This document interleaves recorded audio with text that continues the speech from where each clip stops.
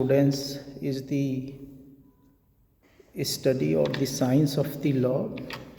So, natural law school is the oldest school.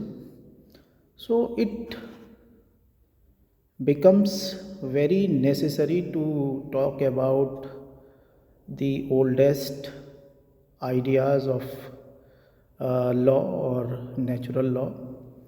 So, we will from divine reason to universal human right, we can say that this is the journey of natural law school, and it started from divine reason.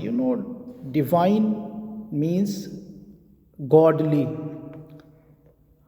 So there is the godly reason और तर्क, देवीय तर्क होता है कुछ चीज़ों में, वहाँ से लेके हमारा यूनिवर्सल ह्यूमन राइट तक का जो सफ़र है कि हमने, आपको पता है, first world war, second world war के बाद में ये लगने लगा कि जो एनालिटिकल अप्रोच है लॉ की, या जो law is the command of the sovereign, जो कि ऑस्टिन ने लॉ में आर्मी जैसा एलिमेंट भर दिया था कि आप मार दो लोगों को, अगर ताकतवर आपके सैनिक कमांडर ने आदेश दिया है तो लोगों को मार दो, कितने भी लोग मर जाएं, अगर एक ताकतवर आदेश दे रहा है, कमांडर आदेश दे रहा है तो कोई बुराई नहीं है।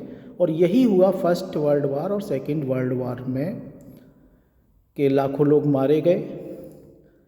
और आपको पता है कि न्यूरेमबर्ग ट्रायल चला।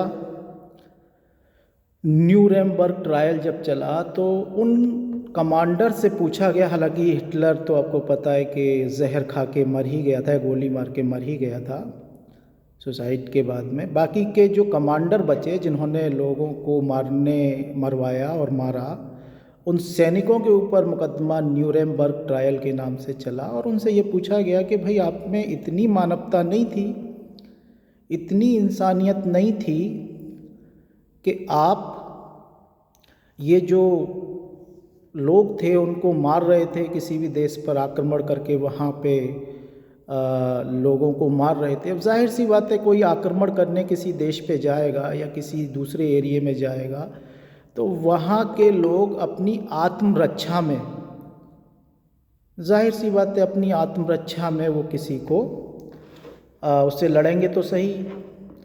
तो लड़ाई होना लाजमी है, और जब लड़ाई होगी तो फिर यही सवाल आएगा कि जो ताकतवर है वो कमज़ोर को मार लेगा, या जो सैनिक से आदेश लिया हुआ व्यक्ति है वो जितने ज़्यादा लोगों को मार सकता है मारेगा। तो इसके बाद में उन लोगों से ट्रायल में पूछा गया, मुकदमे में पूछा गया कि आपने क्यों मारा, तो उन्होंने एनालिटिकल जो स्कूल की अप्रोच थी उसका सहारा लिया और ये कहा कि साहब, ताकतवर का आदेश होता है लॉ, इस वजह से हमारे कमांडर ने हमसे ये कहा कि आपको ऐसा करना है, मारना है, हमने मारा, हमारी क्या गलती है, क्योंकि एनालिटिकल अप्रोच यही कहती है। तो एनालिटिकल अप्रोच की जो कमियां थी वो लोगों के सामने आई, क्योंकि ना तो इसमें इथिक्स होता है, ना रीज़न होता है कि हम एक कमज़ोर आदमी को क्यों मार रहे हैं। इस वजह से कि आज हमारे हाथ में ताकत है, हमारे हाथ में बंदूक है और हम कमज़ोर को मार सकते हैं, या हमारे हाथ में चाकू या लाठी है और उसके हाथ में कुछ नहीं है, हम उसको मार सकते हैं।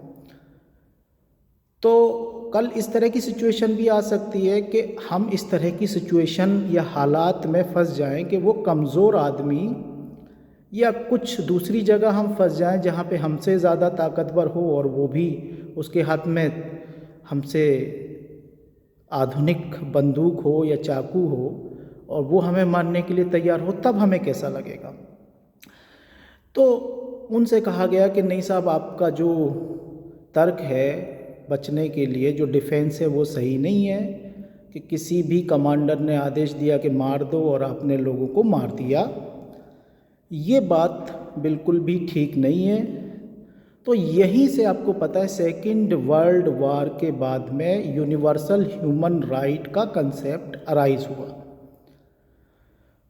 तो देखिए, हम जो पढ़ेंगे कि जो देवीय या भगवान का या खुदा का तर्क जो नेचुरल लॉ में शुरुआत में इस जूरिस्ट ने ढूंढा, वहाँ से ये इंसानियत को यूनिवर्सल ह्यूमन राइट या सार्वभौमिक मानवाधिकार तक ले आया। और आपको पता है कि यूएनओ बना और ह्यूमन राइट्स यूनिवर्सली लोगों को दिए गए, यूएन चार्टर बना, उसमें भी यूनिवर्सल ह्यूमन राइट्स को अडॉप्ट किया गया। अब देखिए, ये जो है आपको पता है कि oldest and the most influential branch मानी जाती है नेचुरल लॉ स्कूल को। नेचुरल लॉ थ्योरी या natural law is not just a historical relic, ये एक ऐतिहासिक अवशेष नहीं है, ऐतिहासिक बची हुई चीज़ नहीं है कि साहब पुराने टाइम के लोग प्राकृतिक विधि पे ज़्यादा विश्वास करते थे, अब तो ये थोड़ी बहुत अवशेष बचा है इसका। लेकिन अब ये ऐसा नहीं कह सकते हैं कि ये कोई हिस्टोरिकल बाकी बची हुई चीज़ है या अवशेष है। It is the foundation of modern international law and human rights. ये जो है, जो आधुनिक विश्व या अंतर्राष्ट्रीय विधि है और ह्यूमन राइट है, उस पे आधारित है। अगर मान लीजिए आज ट्रंप ताकतवर है और वो वियतनाम के राष्ट्रपति को उठा के ले आता है और उसे अपने तरीके से मुकदमा चला के उसको सज़ा दे देता है, तो कल ऐसा भी हो सकता है कि रशिया ताकतवर हो जाए या चाइना ताकतवर हो जाए और वो कल किसी अमेरिकन प्रेसिडेंट को उठा के ले आए, तब अमेरिका को कैसा लगेगा? तब क्या ह्यूमन राइट्स का वजूद क्या होगा? क्या ह्यूमन राइट के लिए या अपनी मदद के लिए अमेरिका दुनिया की तरफ मदद भरी निगाहों से नहीं देखेगा और ये नहीं कहेगा कि नेचुरल लॉ होना चाहिए, या अब भी यही कहेगा कि जो एनालिटिकल अप्रोच है, law is the command of the sovereign backed by sanction, वही सही अप्रोच है कि ताकतवर ने जो कहा वो लॉ होता है।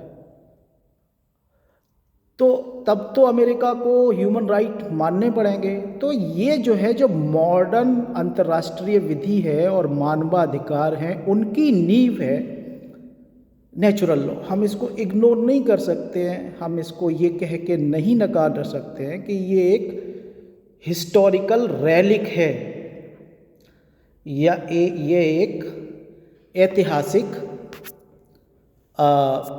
जो है अवशेष बचा हुआ है, ये कह के आप नेचुरल लॉ की खिल्ली नहीं उड़ा सकते हैं।